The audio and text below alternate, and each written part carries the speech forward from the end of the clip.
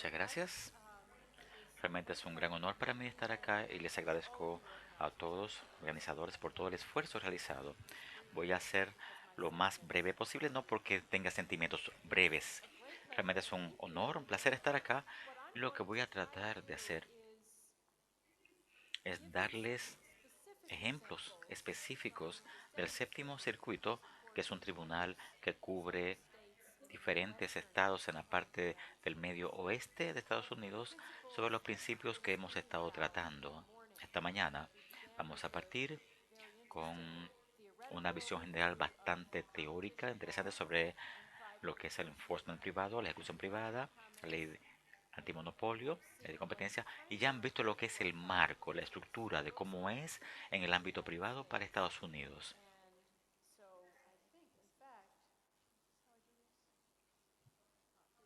Habiendo dicho esto, voy a referirme al comienzo de la presentación. Como ya saben, y de hecho de antes, una larga data de lo que es este ejercicio privado, el enforcement privado en Estados Unidos. La que ven en la segunda viñeta, el concepto de un fiscal general privado, es algo que se maneja mucho en la literatura, en el mundo académico, en el ejercicio privado, no solamente desde el punto de vista de la ley antimonopolio, ley de libre competencia, sino también en otras áreas de la ley del derecho que llegan a las dimensiones privada y pública. Aquí la noción es que no basta o no habría suficiente identificación, detección y de garantizar los beneficios de la ley sin la asistencia de aquellos que están más directamente relacionados en lo que es los daños causados por estas violaciones y también los beneficios que esperan recibir. La ley, los tribunales federales de Estados Unidos, como tal vez saben, son aquellos donde celebran audiencias de casos antimonopolio federales. No tenemos muchas audiencias de estos. En la última década, en mi tribunal, el séptimo circuito, hemos tenido audiencias de aproximadamente entre 25 y 50 de dichos casos, que no es tanto cuando se compara con lo que es el cúmulo general de más de 3.000 casos al año, pero son casos comerciales muy importantes. Y la Corte Suprema también presta mucha atención a esta área. Así que vamos a referirnos a esto en esta presentación. Ya hemos escuchado que hay cuatro preguntas. ¿Quién puede demandar? ¿Qué debe mostrar el demandante? ¿Cuál es el efecto si hay algún caso anterior gubernamental y qué tipo de compensación se podría encontrar? En la presentación anterior hemos tocado algunos de estos puntos. Persona que resulta dañada o lesionada, ya sea en forma de su propiedad o bienes materiales, y también en los casos cautelares. También el demandante debe demostrar de que ha habido violación e incumplimiento de la ley antimonopolio y también esto debe estar vinculado con lo que es el daño, lesión o perjuicio particular que se ha sufrido. O si se piensa que es amenazante o es un caso precautorio. En algunos casos gubernamentales, si bien tienen lo que se considera un efecto prima facie, para lo que sería el caso posterior o de seguimiento, pero sí hay una calificación muy importante en este caso. Solamente si en el caso del gobierno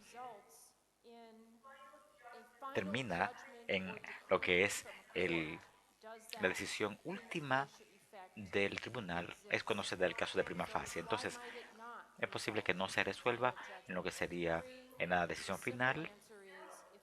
La respuesta final es que si se negocia o se acuerda y el caso desaparece, no vamos a tener esta decisión del tribunal que es necesaria para lo que es evidencia de prima facie en lo que se refiere al litigio y que crea cierto incentivo en cuanto a que la parte demandada decida llegar a un acuerdo negociado con la parte gubernamental. Ahora bien, una manera también de resolver lo que son litigios federales antimonopolio. La sección 5 de la ley de Clayton, que es la doctrina vigente, indica que la evidencia prima facie no va a tener validez antes de que se reciba o se tome testimonio o evidencia. Entonces, sí, puede ser importante, sí es un caso gubernamental litigado, pero en la mayoría de estos casos no se llega a esta etapa final.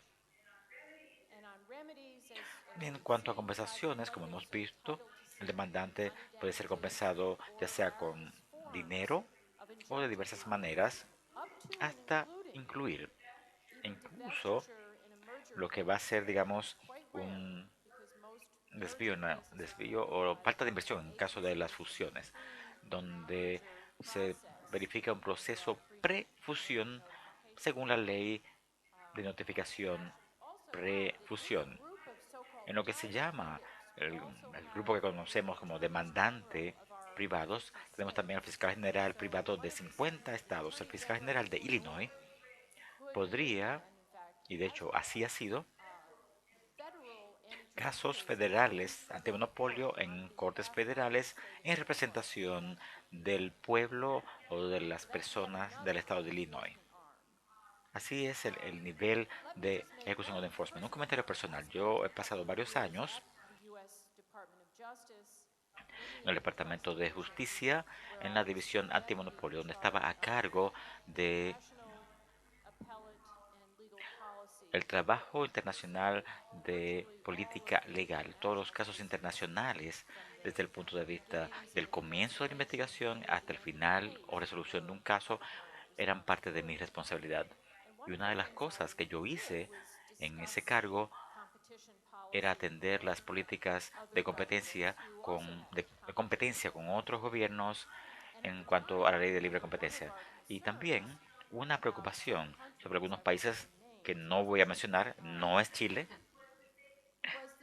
es que no estaban fiscalizando, ni aplicando, ni ejecutando de manera vigorosa lo que son las leyes de competencia libre o antimonopolio como queremos. Entonces, con mercados cartelizados en el país y también dificultando desde el punto de vista del comercio internacional el que empresas extranjeras, incluido las estadounidenses, participaran en esos mercados. Y yo conversé con los funcionarios de ese país, es que el problema que Estados Unidos, y del cual no adolece, es la falta de fiscalización o la falta de enforcement. El Departamento de Justicia, perdón, si no toma un caso, tal vez la Comisión Federal lo tome, o tal vez la Oficina del Fiscal General, tal vez, o tal vez cualquier demandante privado que haya sido afectado por esta violación puede ir al tribunal, pagar un monto bastante modesto de presentar el caso, y si esa persona tiene un caso que se sostenga, se va a sustentar y vamos a tener también el componente de los honorarios del abogado, como ya se ha escuchado. Como sé que estamos un poco atrasados y cerca de la hora del almuerzo, vamos a ver algunos de los ejemplos. Primero, este es del séptimo circuito de mi tribunal. Era un litigio antimonopolio de envío de mensajes por texto. Y yo partí en este caso, ya que es un ejemplo de una violación bastante dura y de una fijación de precios bastante ilegal. Práctica, hasta donde yo sé, está prohibida por casi todos los países y las leyes antimonopolio de cada país. Entonces, la demanda alegada en ese caso indicaba que 4 empresas de teléfonos celulares que se habían reunido, lo que representa un 90% del mercado para este tipo de servicio, y que se habían coluido para inflar los precios de los mensajes de texto. Entonces el patrón era el siguiente, y no fue hasta finales del año 2006 en que la tarifa común para un solo mensaje era de 10 centavos. A fines de ese año, 2006, Sprint, una de las empresas, subió el precio de 10 a 15 centavos por mensaje. Y las otras 3 empresas también lo subieron poco después. De ahí de 15 a 20 y el mismo patrón se volvió a verificar.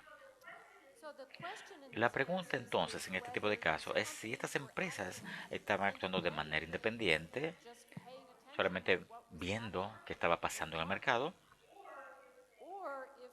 o si había colusión, porque una acción independiente no está incluida en la ley Sherman, pero sí la colusión. Entonces, ¿qué hace un demandante para aprobar un punto u otro? Uno no podría esperar en un caso privado y la empresa que digamos que sea la parte acusada, diga, sí, sí, sí, nosotros estábamos en colusión. No, eso no pasa. Pero, ¿cuál es el punto de vista? No había evidencia directa, lo que se diría, digamos, que se veía el humo del disparo hecho. Pero sí había evidencia indirecta, circunstancial. Se observó, y es un buen ejemplo de cómo se usa la evidencia económica en este tipo de casos, de que el costo de brindar, de prestar el servicio de mensajes de texto durante el momento en que estaba subiendo el precio, vimos que esto siguió. Es decir, el aumento en precio no se debió al costo de prestar el servicio y de que este servicio hubiese aumentado. No había un motivo normal. Otro punto es que las empresas acusadas tuvieron la oportunidad de entrar en colusión. Pertenecen a una asociación del rubro, intercambiaban información sobre precios en esa asociación o colectivo y de hecho no se quedaron solamente en eso, sino que crearon lo que se llama un liderazgo élite o un consejo de liderazgo de élite. Y la misión es combinar a sus miembros a reemplazar lo que llaman la competition, que es una mezcla horrible en inglés de cooperación y competencia, competencia, algo así. Además de esto, hubo otro hecho sospechoso, donde cuatro de estas empresas en estos momentos de aumento de precios tenían que mantener una estructura de precios aparte, como era para los precios de mensajes de texto, pero al mismo tiempo cuando comenzó el aumento en los precios, de repente los, las cuatro empresas adoptaron la misma estructura de fijación de precios, lo que es interesante porque los carteles tienen maneras de cumplir con lo que es un cartel y esto fue mucho más transparente, de modo que cada empresa viera lo que hacía la otra y lo que habían acordado hacer. Entonces, hubo también otra evidencia, pero lo que sucedió con este caso es que el juez de la Corte Distrital encontró, dictaminó que realmente la demanda era válida y de que el demandante tenía razón y de que las empresas habían acordado fijar los precios. Luego se apeló esta determinación, este dictamen en el séptimo circuito y nuestro tribunal apoyó esta decisión haciendo un seguimiento de los jueces que participaron y fue una opinión realmente, una decisión del juez Richard Posner y él destacó varias cosas, entre ellas el intercambio de información relacionada con los precios, las comunicaciones, también destacó el consejo de liderazgo de élite, los factores de costo y las similitudes. El caso también nos indicó cómo se llevan a cabo los litigios actualmente, utilizando la información electrónica, que es bastante común en, en el uso de los demandantes públicos y privados. Y cuando se emite una orden de presentar todos los mensajes enviados, todos los mensajes de texto, todos los documentos electrónicos, documentos, metadatos en documentos, puede ser un proyecto bastante grande per se. Entonces, este es mi primer ejemplo.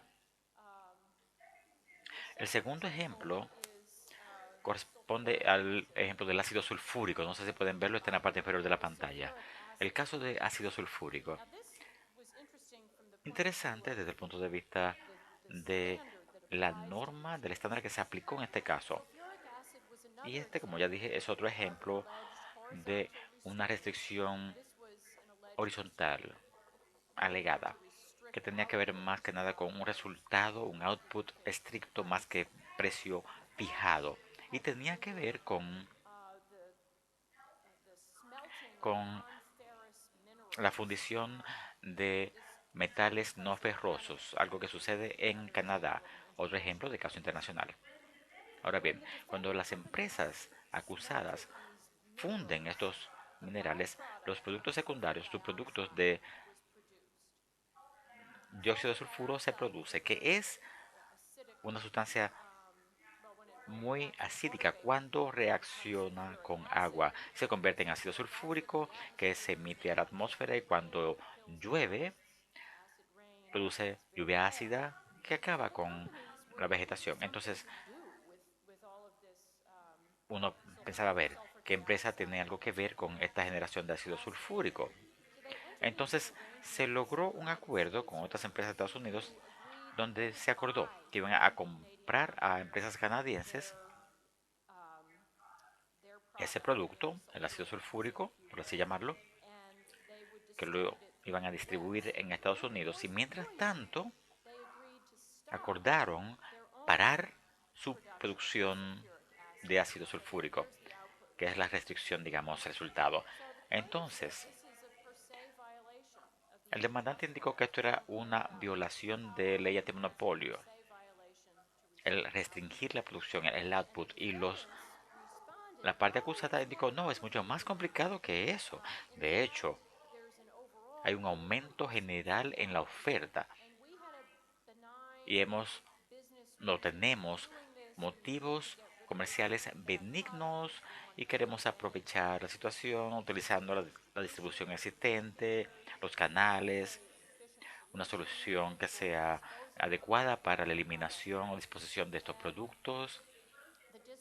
Entonces, en la primera instancia, el juez del tribunal indicó, este caso tiene que evaluarse bajo el imperio de la razón, es decir, tenemos que ver todos los hechos y circunstancias y hacer un análisis económico sofisticado antes de saltar a conclusiones de que se debe prohibir. Y el demandante indicó, bueno, si es el imperio de la razón, no hay manera de ganar esto. Así que vamos a dejarlo así y no vamos a apelar. Vamos a apelar entonces en el séptimo circuito, lo cual hicieron.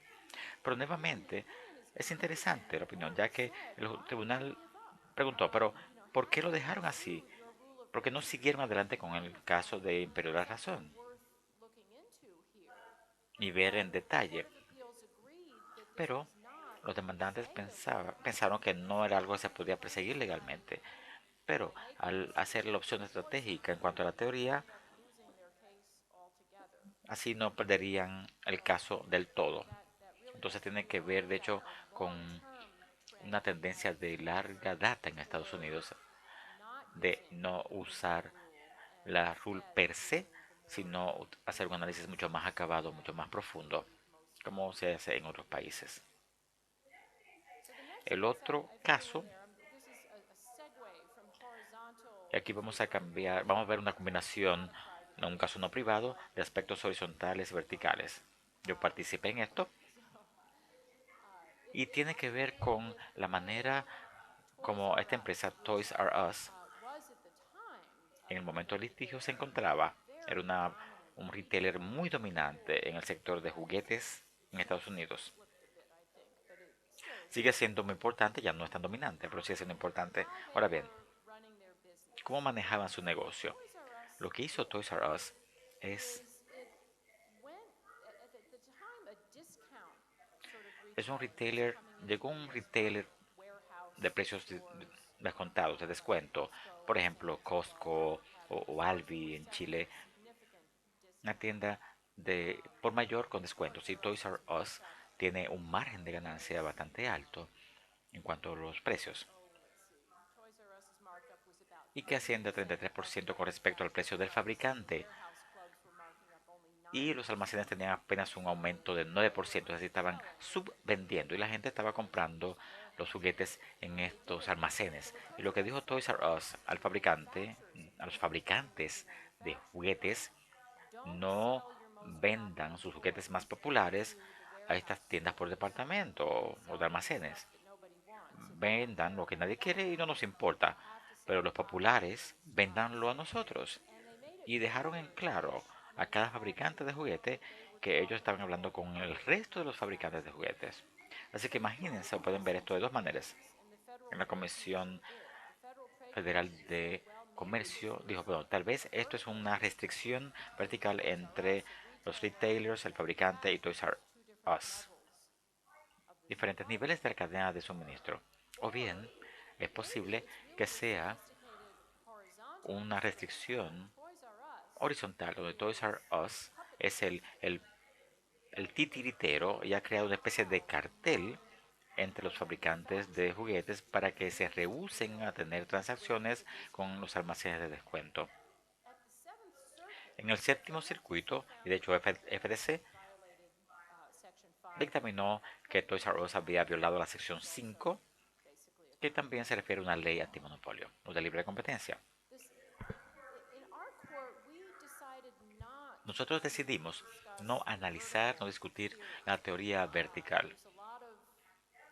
En esta opción hay mucha literatura académica y mucha controversia a nivel de tribunal sobre cómo son las restricciones anticompetencia verticales. Pero la teoría horizontal nos parecía era muy adecuada, muy idónea como resultado en lo que se refiere a la FTC, porque indica que ningún fabricante individual desea vender una menor cantidad de juguetes, sino que uno pretende vender la mayor cantidad de juguetes que deseen o que puedan, de modo que hay interés individual y no había incentivo de boicotear a, a los almacenes. Podrían venderle a Toys R Us, a otras tiendas, a quien quisieran. Entonces, solamente al actuar de manera conjunta para rehusarse a esta salida adicional de la venta de juguetes es cuando se encontraría sentido, que es, digamos, la marca de un cartel, la marca distintiva de un cartel. También rechazamos el argumento de que Toys R Us indicó de que realmente esto había sido diseñado para detener el fenómeno de gente que quería ganarse las cosas fáciles allá. Y realmente no es un fenómeno de este tipo acá, digamos. Toys R Us, o más bien los fabricantes estaban pagando por una publicidad incorrecta y no había nada acá que fuera de gratis. Entonces, no era el caso. Entonces, el caso ha sido muy mencionado porque se puede ver, por ejemplo, una organización indirecta y que existe al margen del cartel y está presente en casos privados y en casos públicos. Muy bien, el siguiente caso que vamos a ver ahora se refiere a prácticas de exclusión como boicot, fijación de precios depredadores. Esta es una de las áreas donde en teoría existen como una posible violación antimonopolio en Estados Unidos, pero es muy difícil de constatar. La fijación de precios depredadores se produce en nuestra ley cuando un competidor baja sus precios bajo cierto umbral o bajo cierta medida del costo. La Corte Suprema de Estados Unidos jamás ha optado o ha decidido especificar cuál es el umbral o medida de costo es la correcta. En segundo lugar, el depredador trata de sacar a la competencia del mercado utilizando estos precios que obligan a que no haya competencia. Y como si esto fuera poco, en tercer lugar, la idea es mantener un precio alto una vez que desaparece la competencia. Ese es el objetivo de la empresa depredadora. Es decir, recuperar de alguna manera la inversión posterior a que se elimine la competencia, porque lo que está haciendo es bajar los precios por debajo del costo, sacar la competencia del mercado y luego uno sube el precio, lo arregla el precio y llega alguien y hace que usted también baje los precios, entonces el consumidor va a tener precios bajos. Y la Corte Suprema ha dictaminado que eso está bien. No nos preocupa de que haya precios variados en la ley. Ahora, en el caso de Wallace contra IBM, fue un esfuerzo por parte de un demandante privado de establecer un caso de este tipo y que tenía que ver con el sistema operativo Linux. Las empresas que crearon Linux decidieron hacerlo libre, gratis y disponible para todos los usuarios. Y el usuario que estaba demandando sentía que esto era un precio depredador porque un precio de cero es por debajo del costo, lo cual es lógico. Ahora bien, el motivo por el cual este caso no prosperó, como fue, es porque la Corte indicó de que no había ninguna posibilidad de un aumento de precio posterior por parte de Linux, porque está ellos están determinados a conservar su precio en cero, de modo que se rechazó esta teoría en particular.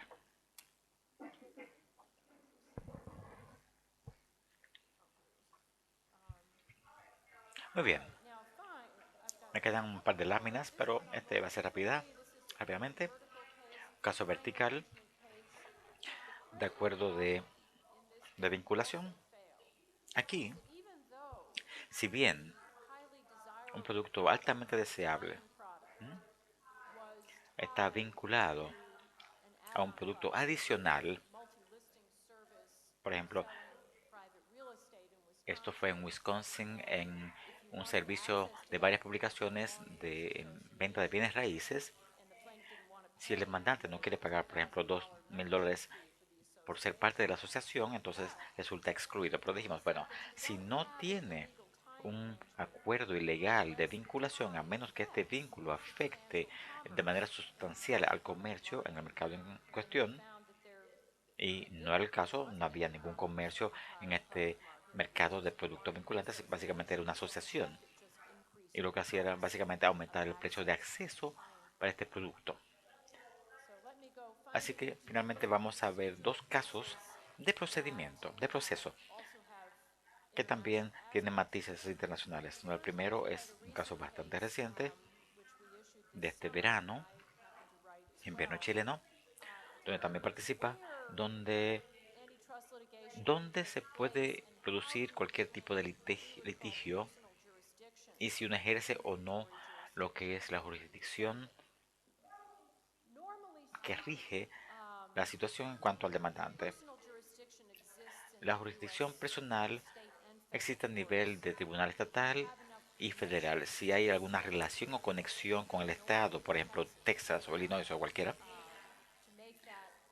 para que este sea un lugar razonable para que se verifique el proceso, es decir, un contacto mínimo, de modo que se pueda sostener en un tribunal de la ley.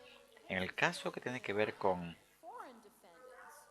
partes acusadas extranjeras, uno puede presentar esta demanda en cualquier distrito de los Estados Unidos, tal como reza la ley. Ahora bien, la ley Clayton tiene normas especiales para estos casos.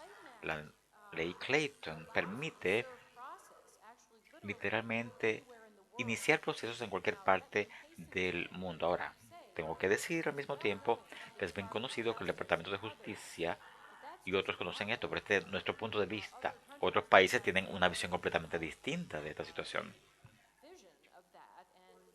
Naturalmente, el servir a un proceso en otro país siempre es buena y válida, siempre y cuando este país acepte esto. Pero desde el punto de vista de Estados Unidos, uno puede iniciar un proceso según la ley de Clayton, donde sea que esto se produzca en cualquier lugar.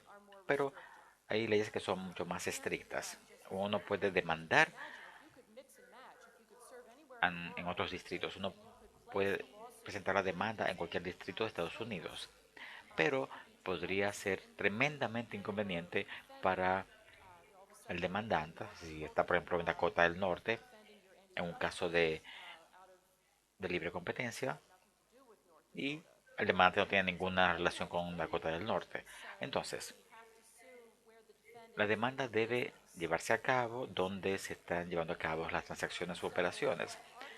En este caso, si uno desea el beneficio de un proceso generoso, el demandante tiene que entregar o reaceptar las disposiciones del lugar.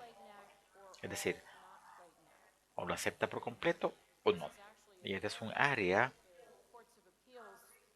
donde hay cortes de apelaciones que no están de acuerdo con esto y algunos aceptan, por ejemplo, lo que sale en el enfoque combinado o el enfoque que lo incluye o excluye todo. Ahora también tengo que agregar, nuestro tribunal maneja más o menos 3.000 casos al año y en todo el país hay unos 65.000 casos al año en el circuito de tribunales federales. Pero en la federal son 75 casos, es decir, es bastante difícil como proceso el poder llevar a cabo un proceso ahí. Finalmente, voy a referirme rápidamente sobre este caso Minchem versus Agrium y se refiere básicamente a las leyes de comercio internacional y la posición adoptada por el gobierno en ese caso, por el Estado en ese caso, se refiere al alcance de esta doctrina. Esto es un cartel y aquí el demandante tenía evidencia suficiente para proceder con esto. No voy a entrar en detalles sobre lo que significa esto, pero el caso implicaba tanto aspectos de jurisdicción y como alcance de la doctrina, alcance internacional de las leyes antimonopolio internacionales y también la aplicación de estas reglas, de estas normas en, para este alegado o supuesto cartel. Y fue una audiencia de toda la corte, no solamente de 3 jueces, donde hubo una violación indicada. Entonces, el mensaje en general de Estados Unidos es que el enforcement privado, la ejecución privada, juega un papel muy importante en lo que es nuestro sistema de leyes nacionales. Hemos tratado de mantener abiertas las puertas del tribunal para todo aquel, toda aquella que de manera directa o indirecta haya sido lesionado o dañado por una violación de libre competencia. Y se ve en los casos dictaminados por la ley y tanto Chile como otros países que opten por seguir ese camino y espero que vivan una experiencia favorable también. Gracias.